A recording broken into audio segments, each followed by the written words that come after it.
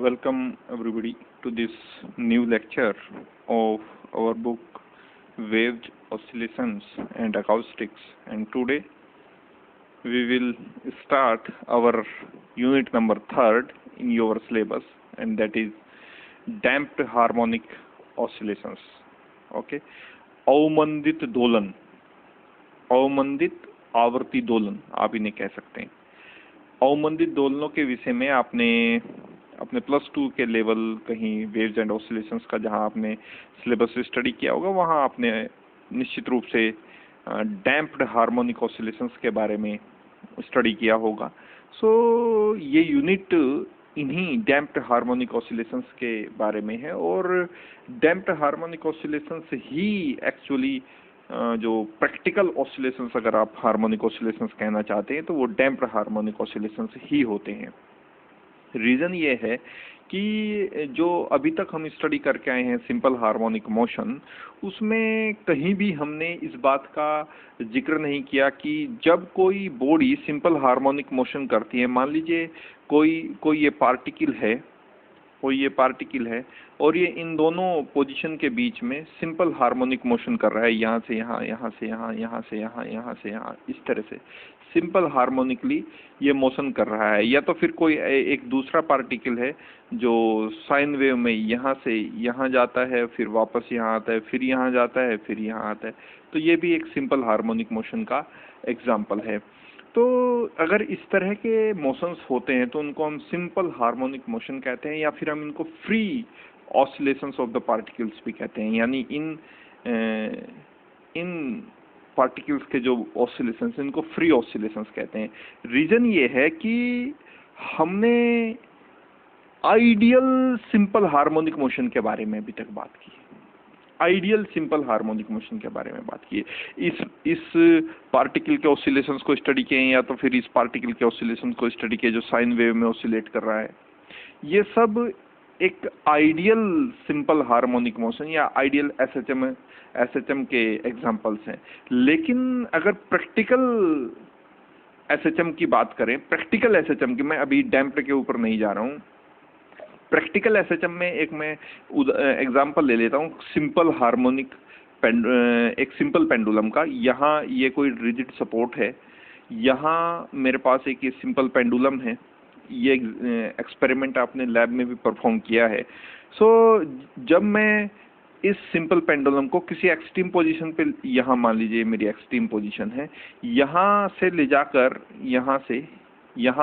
जाकर मैं इसको छोड़ता हूँ, तो ये अपनी मीन पोजीशन, ये इसकी रेस्ट की पोजीशन है जिसको मैंने डार्क से रिप्रेजेंट किया है, और मान लीजिए मैं यहाँ थोड़ा सा इस तरह से, ये मेरा एक्सट्रीम पोजीशन है जहाँ से जाके मैं इस सिंपल पेंडुलम को छोड़ता हूँ। तो ये सिंपल पेंडुलम अपनी जो रेस्ट का पोजीशन है या मीन पोजीशन है उसके दोनों तरफ ऐसे ऐसे सिंपल हार्मोनिकली ऑसिलेशन करना शुरू कर देता है। और अभी तक जो हम स्टडी करके आए हैं वो ये है कि एक तरफ जितना मैक्सिमम ये शिफ्ट करता है अपनी मीन पोजीशन से, ये कहलाता है इसका एम्पलीट्यूड। किसी भी तरफ अपनी मीन पोजीशन से जितना सिंपल पेंडुलम शिफ्ट करता है वो कहलाता है उस सिंपल पेंडुलम का ऑसिलेशन। या फिर अगर इस पार्टिकल का मीन पोजीशन ये था, ये यहाँ से यहाँ तक, ये इस केस में क्या हुआ, एम्पलीट्यूड। या फिर अगर मैं इस केस की बात करूं जो ये पार्टिकल सिंपल हार्मोनिक मोशन कर रहा था, तो इस केस में जो एम्पलीट्यूड हुआ ये अपनी मीन पोजीशन, ये लाइन इसकी मीन पोजीशन को दिखाती है, ओरिजिन से जाने वाली लाइन, ये ओरिजिन है।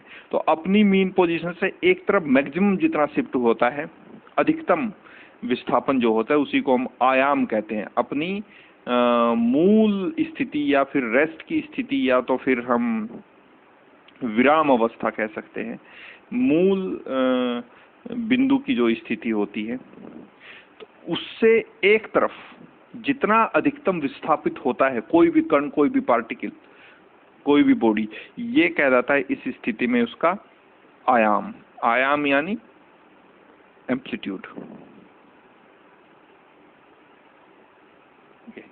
यही इसका आयाम है। इस स्थिति में जब सिंपल पेंडुलम को हम स्टडी कर रहे हैं तो ये हमारा आयाम है, और जब हम किसी स्प्रिंग जैसी बॉडी को स्टडी कर रहे हैं तो ये हमारा आयाम है।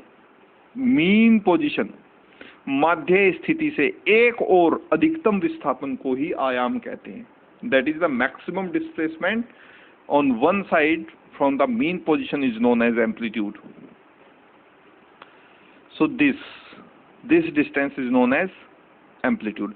इस कंडीशन में यहां से ये इसकी मीन पोजीशन है, यहां से जो अधिकतम ये विस्थापित होता है यहां से यहां तक, ये कहलाती है इस पार्टिकल की एम्पलीट्यूड।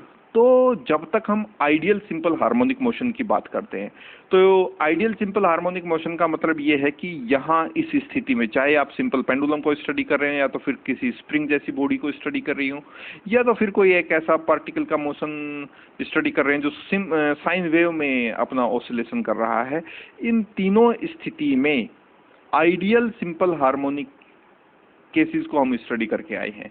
यानी आइडियल सिंपल हार्मोनिक मोशन का मतलब यहाँ ये है कि आइडियली यहाँ ना तो कोई फ्रिक्शन फोर्स है और ना ही कोई रेजिस्टिव फोर्स है, ना कोई फ्रिक्शन फोर्स मौजूद है और ना ही ये यहाँ कोई रेजिस्टिव फोर्स है। या फिर मैं अगर बहुत कॉमनली इस बात को आपको बोलना चाहूँ तो मैं कह सकता हूँ कि यहाँ ये सारे के सारे जो एक्सपेरिमेंट हैं ये परफॉर्म किए जा रहे हैं वैक्यूम में,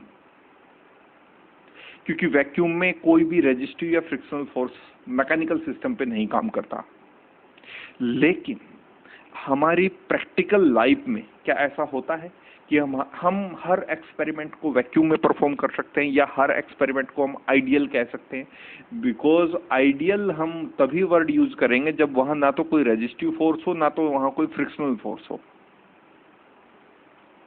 ना कोई अवमंदित बल हो, ना तो कोई घर्षण बल जैसी कोई फोर्स वहां वर्क कर रहा हो। जब ऐसे फोर्स मौजूद ना हो तब हम कह सकते कि हाँ ये सब के सब जितने भी एसएचएम्स हैं ये सब आइडियल सिंपल हार्मोनिक मोशन है। लेकिन प्रैक्टिकली ऐसा पॉसिबल नहीं है। लैब में भी जब हम सिंपल पेंडुलम का प्रैक्टिकल करते हैं तो एक एक्सट्रीम पोजीशन पे जाके, इस एक्सट्रीम पोजीशन पे जाके जब हम पेंडुलम को रिलीज करते हैं तो वो अपनी मीन पोजीशन के दोनों तरफ ऑसिलेट करना शुरू कर देता है, और समय के साथ विद टाइम ये ऑसिलेशंस का जो एम्पलीट्यूड है, जो मैंने बताया, ये मीन पोजीशन से एक्सट्रीम पोजीशन का डिस्प्लेसमेंट, ये स्मॉल है, ये जो डिस्टेंस है ये समय के साथ घटने लगती है। यानी जो पेंडुलम है, अगर आपने एक्सट्रीम पोजीशन यहाँ से रिलीज किया था तो धीरे धीरे धीरे धीरे धीरे धीरे धीरे धीरे करते करते उसका जो ऑसिलेशंस हैं वो समय के साथ उनका एम्पलीट्यूड कम होगा, और एक ऐसा समय आएगा जब वो सिंपल पेंडुलम फिर से अपनी मध्य स्थिति में आकर रुक जाएगा। और ऐसा क्यों हुआ? ऐसा कौन सा फोर्स इस पर लगा जिसने इसके एम्पलीट्यूड को घटा दिया, जिसने इसे आयाम को कम कर दिया? ऐसा कौन सा फोर्स है? और चूंकि हमने तो इस पर कोई फोर्स नहीं लगाया, हमने केवल अपने हाथ से पकड़कर इसको एक तरफ इसकी एक्सट्रीम पोजीशन पे लाई और उसको रिलीज कर दिया।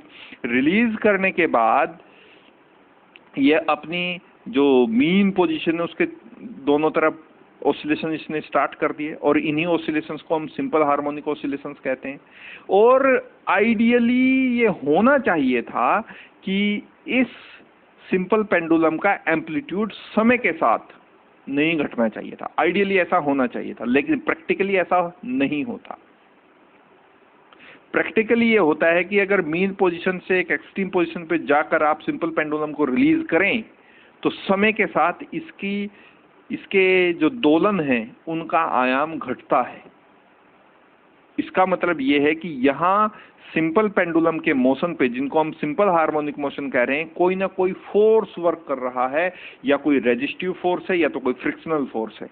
और आप ये जानते हैं कि सारे एक्सपेरिमेंट हम लैब में परफॉर्म करते हैं जो एयर में परफॉर्म किए जाते हैं। वैक्यूम में तो आप परफॉर्म नहीं कर रहे, एयर में परफॉर्म कर रहे हैं। तो एयर किसी भी बॉडी के मूवमेंट पे एक फ्रिक्शनल फोर्स लगाती है, और वो फ्रिक्शनल फोर्स हमेशा बॉडी के मूवमेंट के अपोजिट डायरेक्शन में होता है। आप बाइक पे जाते हैं, आपको एयर प्रेशर का सामना करना पड़ता है। कार में जाते हैं, आपको एयर प्रेशर का, बाइक पे वो एयर प्रेशर महसूस होता है, लेकिन कार में वो due to the windscreen आपको महसूस नहीं होता एयर प्रेशर, लेकिन एयर प्रेशर वहां भी है। तो एयर का जो फ्रिक्शनल फोर्स है वो अपोज करता है किसी भी बॉडी के मोशन को।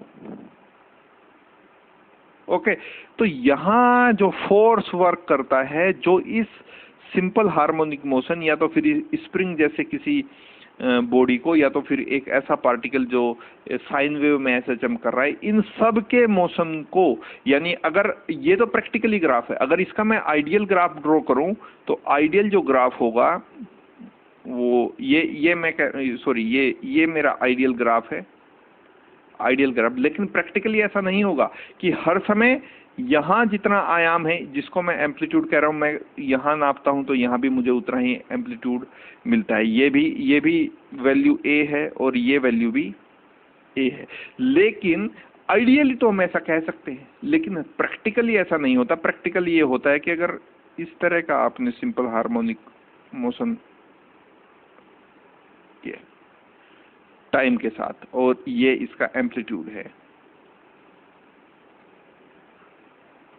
ये प्रैक्टिकल ग्राफ है। ये कौन सा ग्राफ है? प्रैक्टिकल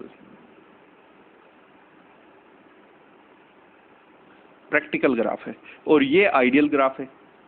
तो आइडियली तो simple harmonic motion sine wave में अगर किसी पार्टिकल ने स्टार्ट किया तो वो उसी एम्पलीट्यूड के साथ लगातार उस एसएचएम को परफॉर्म करता चला जाएगा। लेकिन प्रैक्टिकली ये होता है कि इस पार्टिकल का, जिसका किसी समय पर यहाँ एम्पलीट्यूड मैक्सिमम एम्पलीट्यूड था, मान लीजिए इसे ए कहिए, तो यहाँ अब उतना एम्पलीट्यूड नहीं है, और नेक्स्ट पोजीशन पे अगर आप देखेंगे तो ये एम्पलीट्यूड और डिक्रीज होता है, यानी समय के साथ आयाम में गिरावट महसूस की जाती है। और यही प्रैक्टिकली, यही एग्जांपल्स, यही परफॉर्मेंस, यही एक्सपेरिमेंट्स हम अपनी डेली लाइफ में परफॉर्म करते हैं। आप किसी भी पेंडुलम को आप लैब में परफॉर्म कीजिए, सिंपल पेंडुलम को अपनी एक्सट्रीम पोजीशन से लाके छोड़िए, तो धीरे धीरे वो पहले यहाँ से यहाँ तक मोशन करेगा, फिर उसका एम्पलीट्यूड कम होगा, फिर उसका एम्पलीट्यूड कम होगा, फिर उसका एम्पलीट्यूड कम होगा, और एक स्थिति ऐसी आएगी जब उसका वो अपनी मध्य स्थिति, मीन पोजीशन पर आकर रिलैक्स की कंडीशन में आ जाएगा। तो इस तरह के मोशंस जिसमें समय के साथ किसी भी सिंपल हार्मोनिक मोशन करने वाली बॉडी या पार्टिकल का आयाम समय के साथ घटता रहता है, इसी तरह के मोशंस को हम कहते हैं damped harmonic oscillations of any particle और एनी बॉडी। इन्हीं को हम कहते हैं डैम्प्ड हार्मोनिक ऑसिलेशंस। यानी यहाँ जरूर कोई रेजिस्टिव या फ्रिक्शनल फोर्स है, और आपको पता है अगर simple harmonic motion, simple pendulum का आपने एक्सपेरिमेंट लैब में परफॉर्म किया है, तो आपको पता है कि इसके जो ऑसिलेशंस है वो टाइम के साथ कम, उनका जो एम्पलीट्यूड है वो कम होता रहता है, और एक समय ऐसा आता है जब ये सिंपल पेंडुलम अब रेस्ट की पोजीशन में आ जाता है, यानी अपनी मीन पोजीशन पे आके रेस्ट में आ जाता है। तो जिन दोलनों का आयाम समय के साथ कोई अवमंदित बलों के कारण घटता रहता है, ऐसे दोलनों को हम अवमंदित दोलन कहते हैं, या फिर हम इन्हीं ऑसिलेशंस को डैम्प्ड हार्मोनिक ऑसिलेशंस कहते हैं। होता क्यों है? ये आइडियली ऐसा नहीं होना चाहिए, पर प्रैक्टिकली ऐसा होता है, क्योंकि फ्रिक्शनल फोर्स हैं, रेजिस्टिव फोर्स हैं, बहुत सारे, ग्रेविटेशनल फोर्स वहाँ वर्क करता है, ग्रेविटेशनल फोर्स mg, वो भी एक रेजिस्टिव फोर्स का ही काम करता है। कंडीशन अलग है पर है रेजिस्टिव, वो भी बॉडी को रेस्ट में लाने का काम करता है, क्योंकि जो वेट है इस बोब का वो नीचे की तरफ वर्क करता है, और मोशन जो हो रहा है वो साइड वाइज हो रहा है। तो इसीलिए वो भी कोशिश ये रहती है, मैग्नेटिक जो हमारे पास वेट है जो इस बोब का, वो भी नीचे की तरफ एक्ट करता है, तो उसका भी ये कोशिश रहती है कि बॉडी कहाँ आ जाए, मीन पोजीशन पे, अपनी मध्य स्थिति में आ जाए। तो इस तरह के दोलनों को, जिसमें दोलनों का आयाम समय के साथ घटे, ऐसे दोलनों को हम अवमंदित दोलन कहते हैं, डैम्प्ड हार्मोनिक ऑसिलेशंस कहते हैं। In those oscillation in which amplitude of the oscillations is decreasing with time, that oscillations are known as damped harmonic oscillations. So let's see this. So this is unit number 3 of our syllabus, that is damped harmonic oscillations, and it is about damped harmonic oscillation as the unit names. So in an ideal simple harmonic motion, that is in an ideal SHM, the displacement follows sinusoidal curve. Okay, the amplitude of oscillations remains constant of an infinite time. जो amplitude है oscillations का वो infinite time के लिए constant बना रहता है, क्योंकि वो एक आइडियल एसएचएम की हम अभी बात कर रहे हैं। तो जो एम्पलीट्यूड है ऑसिलेशंस का वो remains constant for an infinite number of time, infinite time.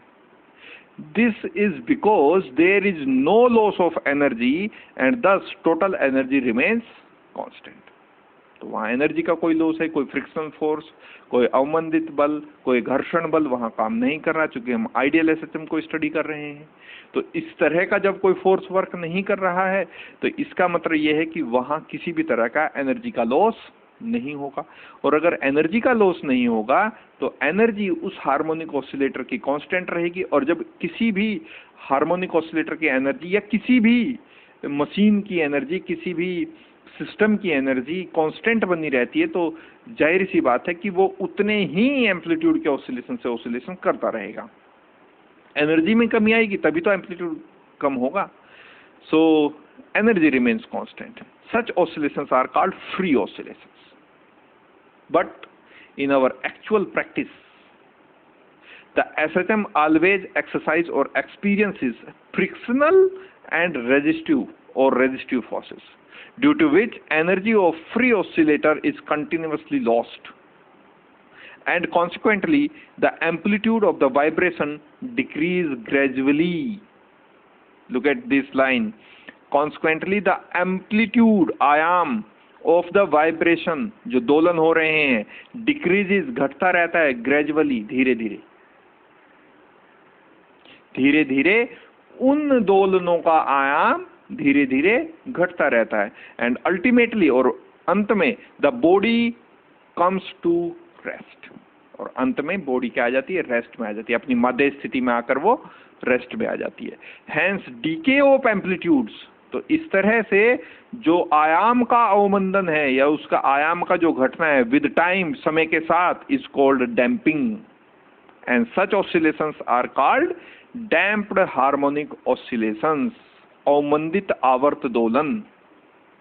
इस तरह के दोलनों को, जिसमें दोलनों का आयाम समय के साथ घटे, इस तरह के दोलनों को हम अवमंदित दोलन या डैम्प्ड हार्मोनिक ऑसिलेशन, अवमंदित आवर्त दोलन या डैम्प्ड हार्मोनिक ऑसिलेशंस कहते हैं। एक टैगलाइन आपको याद रखनी है, ऐसे दोलन जिनमें दोलनों का आयाम समय के साथ घटे, ऐसे दोलनों को हम अवमंदित दोलन कहते हैं। यानी सच oscillations, such harmonic oscillations in which the amplitude of the oscillations decreases gradually with time are known as damped harmonic oscillations. That's it. Okay. आगे का जो वर्क है ये बहुत कुछ सिमिलर है to the work we have already done in our last unit, that is about the forces work on the damped harmonic oscillator and the differential equation of damped harmonic oscillation, solution of differential equation. That is all about same as we done in our last unit, that is in the topic of simple harmonic oscillations. तो वही सब हम करने जा रहे हैं। ये damped harmonic oscillations है।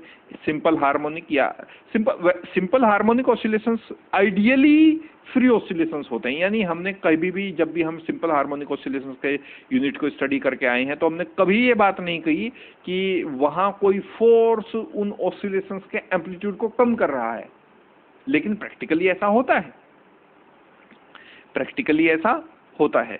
तो इस तरह के जो दोलन हैं जिनमें दोलनों का आयाम समय के साथ घटे, ऐसे दोलनों को हम डैम्प्ड हार्मोनिक ऑसिलेशन या अवमंदित दोलन कहते हैं।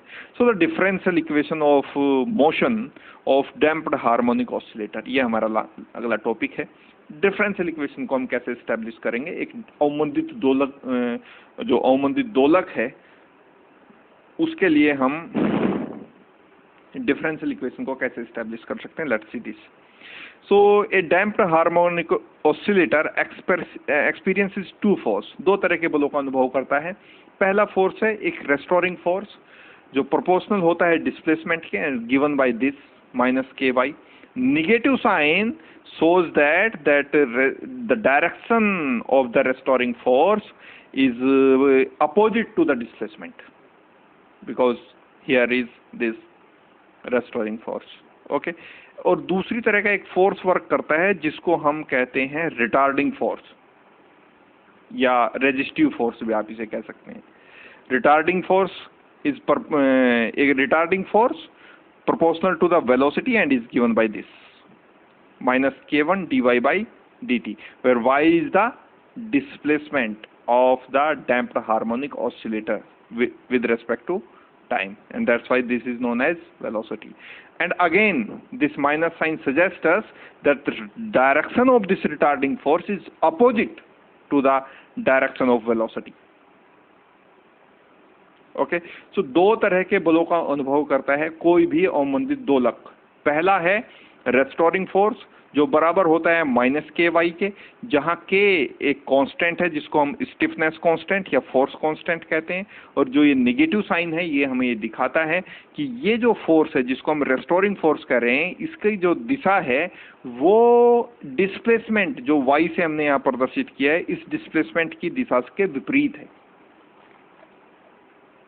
और यहाँ इसी जो हमारे पास डैम्प्ड हार्मोनिक ऑसिलेटर है इस पर एक दूसरा फोर्स वर्क करता है जिसको हम रिटार्डिंग फोर्स कहते हैं, और रिटार्डिंग फोर्स जो होता है वो प्रोपोर्शनल होता है वेलोसिटी के, और वेलोसिटी हमने यहाँ दिखाई गई dy by dt, that is the time rate change of displacement. और निगेटिव साइन फिर से ये दिखा रहा है कि ये जो रिटार्डिंग फोर्स यहाँ वर्क कर रहा है ये इस वेलोसिटी की डायरेक्शन के अपोजिट वर्क कर रहा है। ओके, सो ये दो फोर्स वर्क कर रहे हैं, पहला restoring force minus K Y और दूसरा retarding force minus K D Y by minus K one D Y by D T. इस तरह के दो फोर्स यहाँ हमारे पास वर्क कर रहे हैं। तो अब इन फोर्स की हेल्प से हम यहाँ differential equation of motion of damped harmonic oscillator उसको हम एस्टेब्लिश करने की कोशिश करते हैं। So let's see this.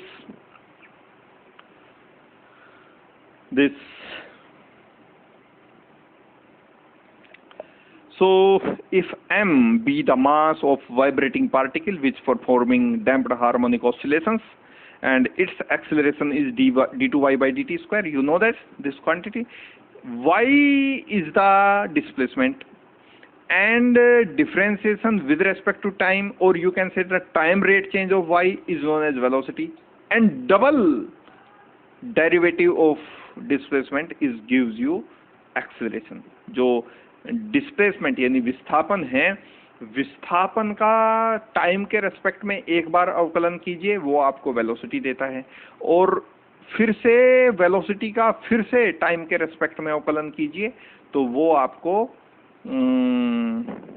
Acceleration देता है। ओके, तो अब हमें पता लगा कि जो डिस्प्लेसमेंट है सिंपल डैम्प्ड हार्मोनिक ऑसिलेटर का वो है that is given bye dy by dt and acceleration is this when it has displacement y and moving with velocity dy by dt।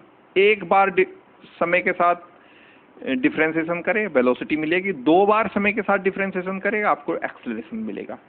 तो यहाँ पर हमने लगाया है Newton second law of motion, और Newton second law of motion is this F = ma and ma, that is m into acceleration, and acceleration is given by d2y by dt square. F equals to ma. और ये भी force है जो वहां work कर रहे हैं. एक फोर्स मेरे पास है, ये एक फोर्स है मेरे पास F equals to ma, और m is the mass of vibrating particle which performing damped harmonic oscillations. So m तो मैंने जो का तू रखा, और a की वेलोसिटी मुझे एक्सेलरेशन का पता है d2y by dt square. This is according to the Newton second law of motion. और जो फोर्स यहाँ मेरे हार्मोनिक ऑसिलेटर के ऊपर वर्क कर रहे हैं, जो डैम्प्ड हार्मोनिक ऑसिलेटर, अब मैं उसे कह रहा हूँ, वो दो तरह के फोर्स है. पहला फोर्स है -k1 dy बाई dt, जिसको मैं कह रहा हूँ रेस्टोरिंग फोर्स, और एक दूसरा फोर्स है रेजिस्टिव फोर्स, उसको मैंने कहा है ky. ये दो फोर्स हैं, रेस्टोरिंग फोर्स -ky और रिटार्डिंग या resistive force -k1 dy by dt. ये दो तरह के फोर्स यहाँ डैम्प्ड हार्मोनिक ऑसिलेटर के ऊपर वर्क करें. So let me adjust something, give me some seconds only. Let me adjust something. Just okay. Okay now, and this, so F equal to ma की हम बात कर रहे थे, ये वो इक्वेशन है. So F equal to ma is can be written as m d2y by dt square. Okay, and this F equals to the force acting on the damped harmonic oscillator. The first force is the retarding force, या फिर मैं इसको resistive force भी कह सकता हूँ, resistive force. और ये जो दूसरा फोर्स यहाँ वर्क कर रहा है, वो कर रहा है एक रेस्टोरिंग फोर्स, जो है किसके इक्वल, -ky के इक्वल. ओके, सो अगर मैं इसको इक्वेशन नंबर 1 कहूँ, इसको इक्वेशन नंबर 2 कहूँ, और मैं कहूँ कि from equation number first and second we have what we have, because these two equations left hand side are equal, f, so right hand side will be equal. So the right these two equations gives me the result m d2y by dt square is equals to -k1 dy by dt and -ky. अगर मैं इन equations को इधर लेके आता हूँ तो m d2y by dt square plus k1 dy by dt प्लस ky is equals to 0. Okay, अब मैं m से इसको डिवाइड कर देता हूँ, पूरी इक्वेशन को m से डिवाइड कर दीजिए. सो सो यहाँ बनेगा मेरे पास पहला term d2y by dt square plus k1 by m dy by dt plus k by m into y equal to 0. Okay, और मैं ये जो पहले वाला यहाँ कांस्टेंट है k1 by m, इसको मैं कह रहा हूँ 2b, और ये दूसरे वाला कांस्टेंट है, इसको मैं कह रहा हूँ यहाँ ओमेगा नॉट स्क्वायर. ओके, इसको मैं कह रहा हूँ 2b और इसको मैं कह रहा हूँ omega naught square.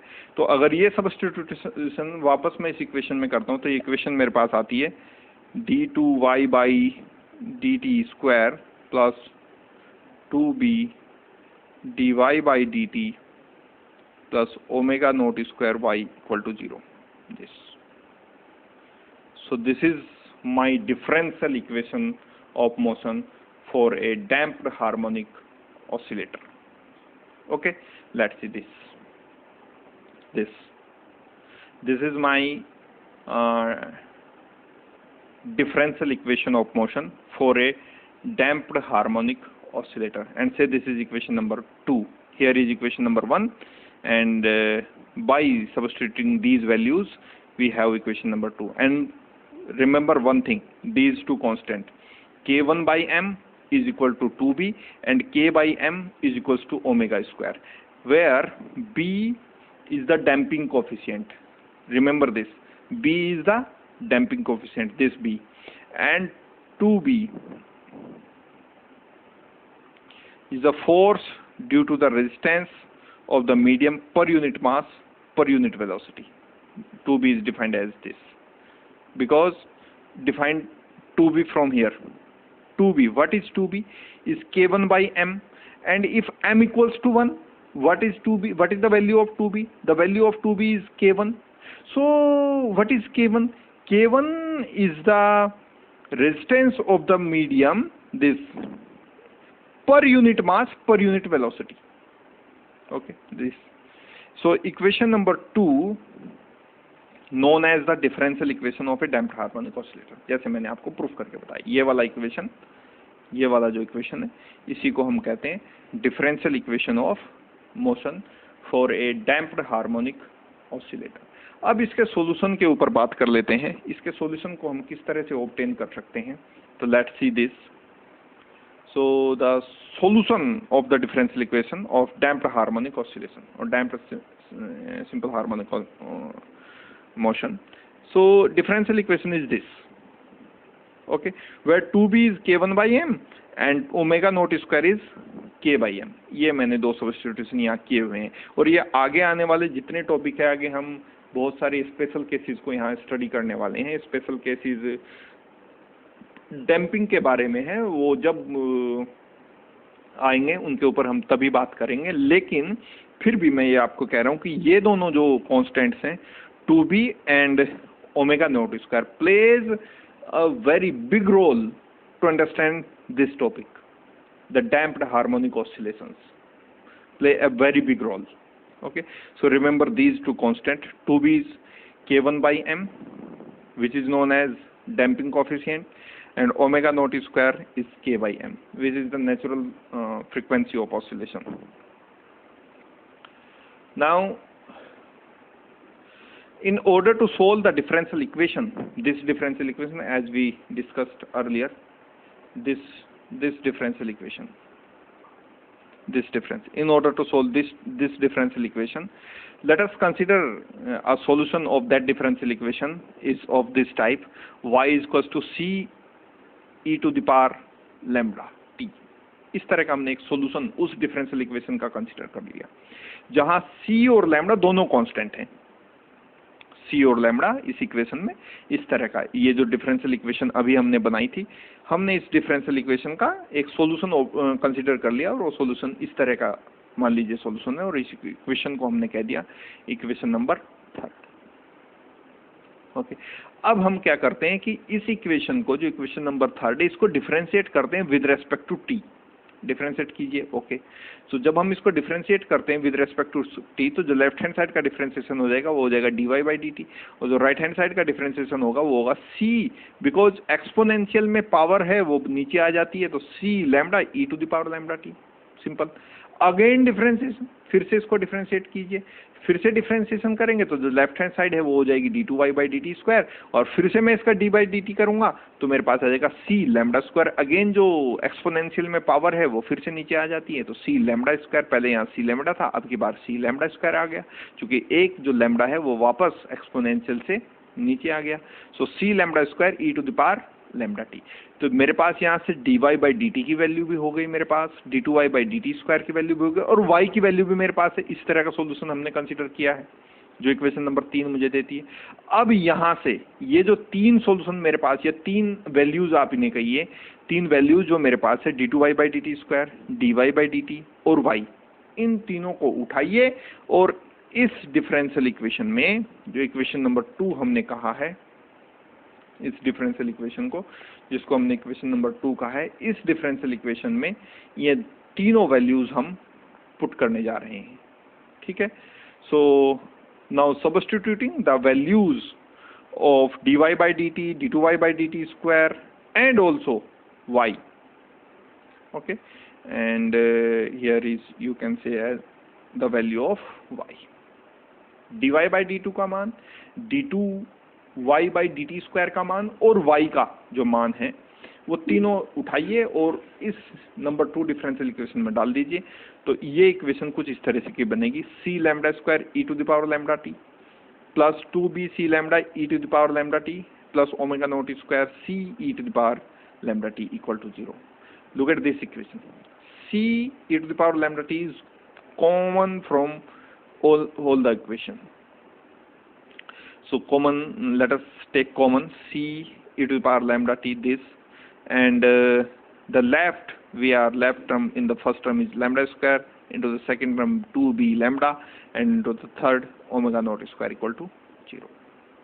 You know that c e to the power lambda t does not equal to 0 or cannot be equal to 0 because this is a solution of that differential equation number 2.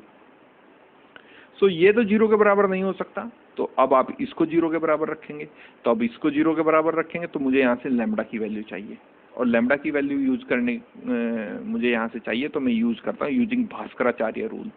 और Bhaskaracharya rule, कोई भी अगर आपको value चाहिए, कोई भी आपके पास quadratic differential equation, कोई क्वाड्रेटिक इक्वेशन है, तो उसके अगर आपको वैल्यू चाहिए तो वैल्यूज निकालने का ये फॉर्मूला हमारे पास होता है, दैट x, इफ x में आपके पास x square plus B X plus C के नाम से इस तरह की इक्वेशन है, तो जो x की वैल्यू होती है वो इस तरह से होती है -2b plus minus root B square minus 4ac over 2a. This is known as Bhaskaracharya rule. तो इस क्वाड्रेटिक इक्वेशन के लिए हम इसी रूल को यूज कर रहे हैं. ये मेरे पास यहाँ लैम्बडा एक्स स्क्वायर की जगह है, 2b जो कांस्टेंट है, लैम्बडा फिर से x की जगह है, और ओमेगा नॉट स्क्वायर फिर से c की जगह है. So let us use this formula to obtain the value of lambda from here. So lambda equals to -2b because of -b, here is -b.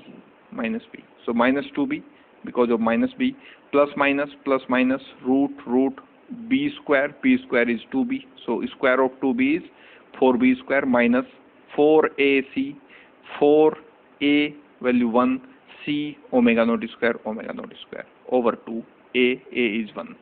So lambda has this value, and this can be write as this because 2 is here and 2 can be take common from the square root, and when 4 is coming out of this square root, it coming as 2. So 2 is cancelled, 2 is cancelled, 2.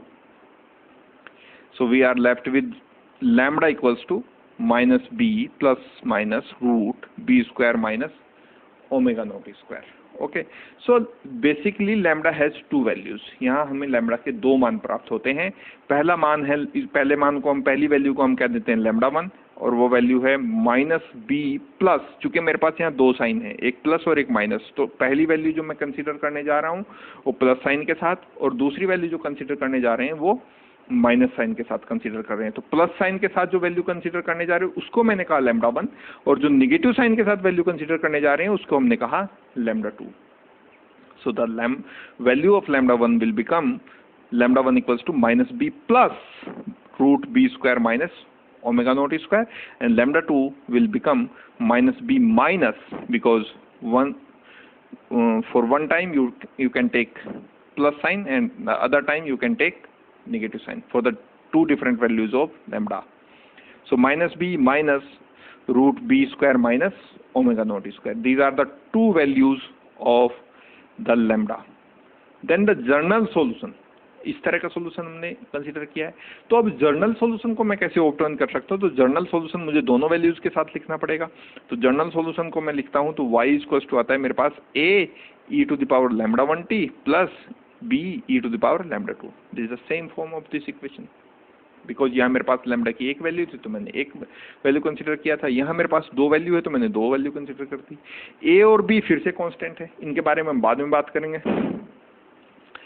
a as it is, e values of lambda 1 is -b plus root b square minus omega naught square, put here, t is same, plus b e to the power lambda 2, and the value of lambda 2 is this, so put that value here. So -b minus root b square minus omega naught square and t, this. So look at this expression. Look at this expression, and you can see here that exponential negative power of bt here. Why bt? Because b is here and t is here. So when multiplied in the bracket, you can get it e to the power minus bt. And similarly, in this whole term, when t is multiplied into the bracket, this term will become minus bt. So e to the power again minus bt. So e to the power minus bt and e to the power minus bt is common. So take e to the power minus bt is common. And we are left with a is same, e to the power minus bt gone common, so we are left with e root b square minus omega naught square, this factor into t, okay, plus b is same, plus is same, e to the power minus bt again common, so we are left with minus because of this minus, root b square minus omega naught square, and t is same. So this is the solution. E to the power minus bt is common from here. Okay, now this term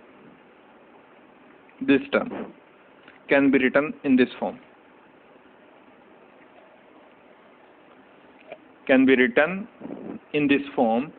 Y is equals to e to the power minus bt, which is common, plus a e to the power alpha t plus b e to the power minus alpha t, where alpha is root b square minus omega naught square. So this is equation number 4. Okay, and in equation number 4, a and b are constant, which we used for taking a general solution of the differential equation given by equation number 2. The values of these constant can be determined by the initial conditions. Okay तो जो general solution है differential equation number 2 का, ये जो हमारे पास differential equation थी equation number 2, इसका general solution कुछ इस तरह का हो सकता है, जहां बहुत सारे कांस्टेंट्स हैं, बी कांस्टेंट है, ए कांस्टेंट है, यहाँ कैपिटल बी कांस्टेंट है, अल्फा कांस्टेंट है। अल्फा को मैं कांस्टेंट नहीं कह सकता, ये डिपेंड करेगा आगे जब हम स्टडी करेंगे।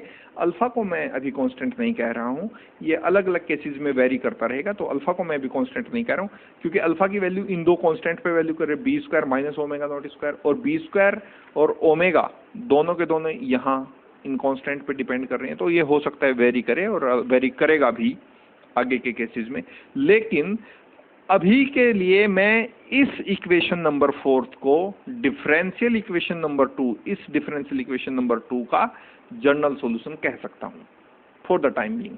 लेकिन मेरे पास यहाँ बहुत बड़े दो कांस्टेंट हैं, अभी इन कांस्टेंट की वैल्यू मैं कोशिश करता हूँ निकालने की, और फिर से वापस जब मुझे इन कांस्टेंट की वैल्यू का पता लगेगा तो वापस मैं उन कांस्टेंट्स की वैल्यू को यहाँ इक्वेशन नंबर 4 में पुट करूंगा, और यहाँ से मेरे पास एक general solution of differential equation number 2 obtain हो जाएगा। ओके तो और मैंने यहाँ लिखा भी है कि ये वैल्यूज अगर कांस्टेंट ए और बी का वैल्यू आपको चाहिए तो आप इनिशियल कंडीशंस को आप यूज कर सकते हैं यहाँ, और इनिशियल कंडीशन कौन सी होंगी उनको देखिए। At time T equal to 0, जब समय 0 था, समय टी इक्वल टू 0 था, तो डिस्प्लेसमेंट मैंने मान लिया पार्टिकल का जो डैम्प्ड हार्मोनिक ऑसिलेशन परफॉर्म कर रहा है, उस पार्टिकल का डिस्प्लेसमेंट मैंने कह दिया वो वाई नॉट मान लीजिए है, वाई नॉट है, और वेलोसिटी 0 होगी क्योंकि टाइम 0 है, और डिस्प्लेसमेंट कांस्टेंट हमने कह दिया y equal to Y naught, तो D by D T of any constant is 0। So समय t इक्वल टू 0, ये इनिशियल कंडीशन है जब जो डैम्प्ड हार्मोनिक ऑसिलेशन है वो परफॉर्म करना शुरू नहीं हुआ है, उस समय की स्थिति है। इनिशियल कंडीशंस को मैं यूज कर रहा हूँ, और इनको यूज करने के पीछे मेरा जो मोटिव है वो इन कांस्टेंट ए और बी की वैल्यू फाइंड करना है, और जब मुझे वो वैल्यूज मिल जाएंगी तो वापस मैं उन वैल्यूज को इस इक्वेशन नंबर 4 में रखूंगा, और तब मैं कहूँगा जो इक्वेशन मेरे पास आएगी कि हाँ ये इक्वेशन मुझे डिफरेंशियल इक्वेशन नंबर 2 का एक जनरल सोल्यूशन प्रोवाइड कराती है। इन इनिशियल कंडीशन को मैं यूज कर रहा हूँ, और इक्वेशन नंबर 4 में जो कांस्टेंट यूज हुए हैं ए और बी, इनकी वैल्यू को फाइंड आउट करने की कोशिश करते हैं। Okay So substituting these quantities into equation number 4th we have, तो इन दो initial condition को मैं use कर रहा हूँ at t equal to 0 y equal to y naught. So put these two initial condition into equation number 4th we have, so y की जगह आ जाएगा y naught, ये आ गया y naught, और चूंकि समय t equal to 0 है तो ये जो वैल्यू है e to the power minus bt ये हो जाएगा 1, क्योंकि एक्सपोनेंशियल की पावर हो जाएगी 0 और वो मुझे प्रोवाइड कराती है वैल्यू 1. फिर a e to the power alpha T भी हो जाएगा 1 plus b e to the power minus alpha T भी हो जाएगा 1. तो यानी मेरे पास ये जो इक्वेशन बचेगी y की जगह आ गया y naught equals to a plus b. Here is y naught a plus b equals to y naught. This is equation number 5. अब मैं दूसरी इनिशियल कंडीशन यूज कर रहा हूं, जब समय 0 है तो वेलोसिटी dy बाई dt भी 0 है. dy बाई dt मुझे अभी नहीं पता, तो मैं डिफरेंशियल इक्वेशन नंबर 4, ये जो मेरे पास जनरल सॉल्यूशन आया इक्वेशन नंबर 4 के रूप में, इसको मैं समय के साथ विद टाइम डिफरेंशिएट करता हूं और वहां से मुझे वेलोसिटी आ जाएगी, और वेलोसिटी में फिर मैं ये इनिशियल कंडीशन को यूज कर लूंगा. सो dy बाई dt मैं यहाँ से निकालता हूँ, तो dy by dt of the left hand side gives me dy by dt and d by dt of this side. So d by dt of this side. तो मैंने क्या किया, e to the power minus bt का अंदर multiply कर दिया, इस bracket में अंदर मल्टीप्लाई कर दिया, तो वो मेरे पास बना पहला term e to the power a e to the power minus bt e to the power alpha t plus b e to the power minus bt e to the power minus alpha t. और एक ही आधार पर घातें जुड़ जाती हैं. The powers are combined on the same basis. So यहाँ उसी rule का मैंने यूज किया है. बेस 1 था, यहाँ भी बेस E, यहाँ भी बेस E, तो जो पावर्स हैं वो ऐड हो गई. यहाँ भी बेस E था, यहाँ भी बेस E था, यहाँ भी पावर्स ऐड हो गई. तो ये जो इक्वेशन मेरे पास बनी वो अब मैं इसका आराम से डिफरेंशिएशन कर सकता हूँ. अगर इस स्थिति में मैं इसका डिफरेंशिएशन करता तो मुझे फिर यहाँ लेबनीज फॉर्मूला जो हम डिफरेंशियल इक्वेशन डिफरेंशियल में पढ़ते हैं वो कैलकुलेट करना. First function as it is, second का differentiation, second function as it is, first का वो यूज करना पड़ता है. लेकिन पावर का एडिशन करने से मुझे अब डिफरेंशिएशन केवल एक ही बार करना पड़ेगा. तो जब मैं d बाई dt करता हूँ इस फंक्शन का, तो आता है मेरे पास a जो एक्सपोनेंशियल में पावर है उसका जो कांस्टेंट है वो यहाँ आ जाता है minus b plus alpha e to the power minus b plus alpha as it is into t, plus b यहाँ भी उसी तरह से होगा जो यहाँ कांस्टेंट है t के साथ ये आ जाएगा नीचे minus b plus alpha e to the power minus b plus alpha into. Let us be very careful to this. ये माइनस b केवल ये जो माइनस है केवल b के साथ है, और ये जो माइनस है ये पूरे ब्रैकेट के बाहर है. Late us be very careful about that, because ये गलतियां छोटी छोटी होती रहती हैं, तो इनको बड़ी सावधानी से आपको देखना है. देखिए ये पावर्स जब ऐड हुई तो पावर देखिए यहाँ केवल b के साथ माइनस है, अल्फा के साथ तो नहीं है माइनस, तो अल्फा पॉजिटिव रहेगा और b हो जाएगी माइनस. लेकिन अगर इनकी बात करें तो यहाँ जो एक्सपोनेंशियल में पावर है वो b के साथ भी नेगेटिव है और अल्फा के साथ भी नेगेटिव है. तो यहाँ मेरे पास जब नेगेटिव कॉमन लिया तो b भी पॉजिटिव हो गया और अल्फा भी पॉजिटिव हो गया. तो ये टर्म मुझे बनी. अब इसका डिफरेंशियल किया तो मुझे इस तरह की फॉर्म मिली. सो dy बाई dt की जो वैल्यू आई वो मेरे पास कुछ इस तरह की आई. इस माइनस साइन के साथ के कारण ये जो पॉजिटिव साइन है ये हो गया माइनस. तो मेरे पास इस तरह की डिफरेंशियल इक्वेशन आ गई.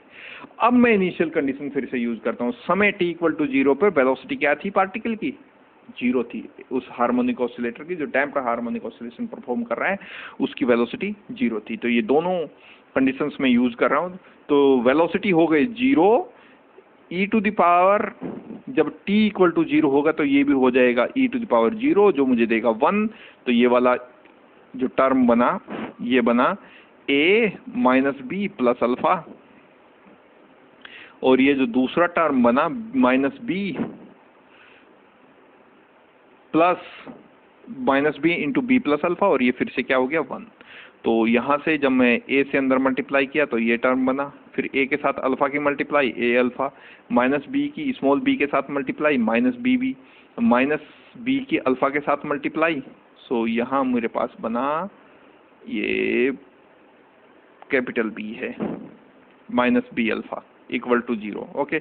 अब इन दोनों टर्म में देखिए, इस टर्म में उस टर्म में माइनस b कॉमन है तो ये टर्म बना मेरे पास a प्लस b और यहाँ से और इस टर्म में से मेरे पास अल्फा कॉमन है, तो ये टर्म बना मेरे पास a and minus b equal to 0। Okay, अब मेरे पास जो ये माइनस वाली टर्म है मैं राइट हैंड साइड में लेके जाता हूँ, तो अल्फा a माइनस बी तो मेरे पास यहाँ लेफ्ट हैंड साइड में था ही।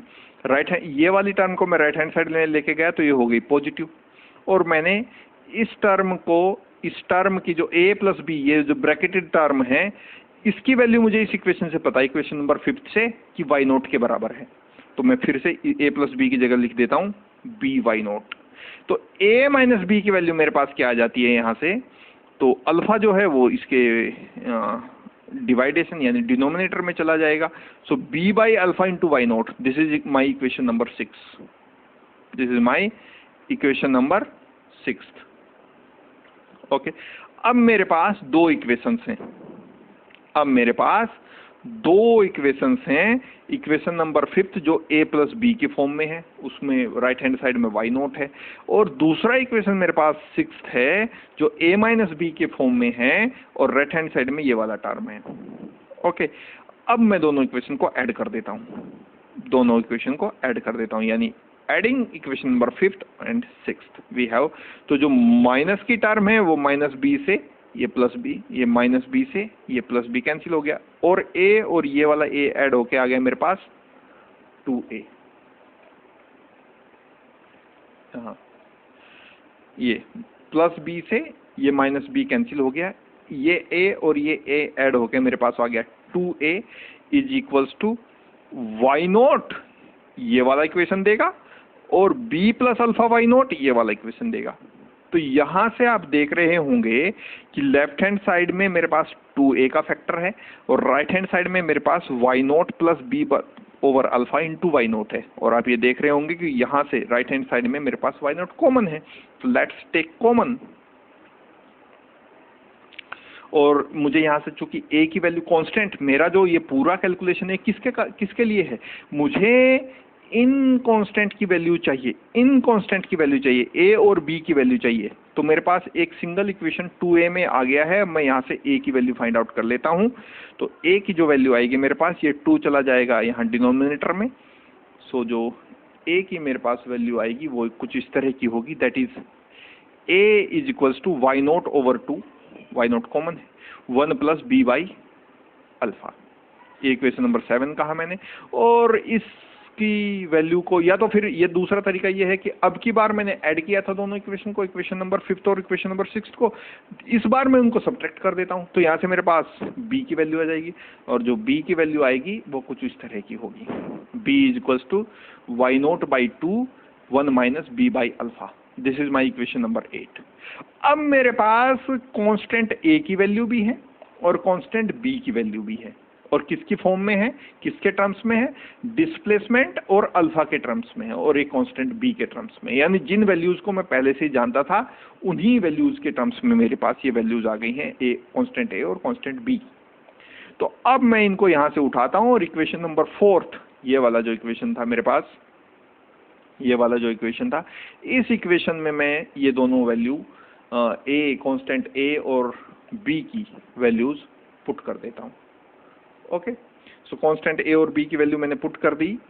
तो यहाँ देख लेते हैं एक बार किस तरह की फॉर्म है इक्वेशन नंबर 4th की। तो फॉर्म को याद रखिएगा, y दो डिस्प्लेसमेंट को शो कर रहा है, e to the power minus b t constant है दोनों में से, कॉमन है दोनों में से, a e to the power alpha t plus b e to the power minus alpha t. यानी a और b की वैल्यूज को जब मैं यहाँ पुट करता हूँ, a के साथ आएगा e to the power alpha t और b के साथ आएगा e to the power minus alpha t, जबकि e to the power minus b t दोनों टर्म्स में से बाहर कॉमन है।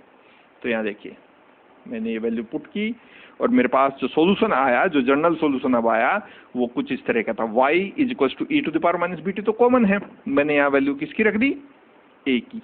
तो a की वैल्यू ये रही, y naught by 2 1 plus b by alpha, और e to the power alpha t से मल्टीप्लाई है a के साथ, प्लस मैंने b की वैल्यू रखी यहाँ कैपिटल B की, 1 plus b 1 minus b by alpha e to the power minus alpha t, और यहाँ वाई नोट बाई 2 भी है।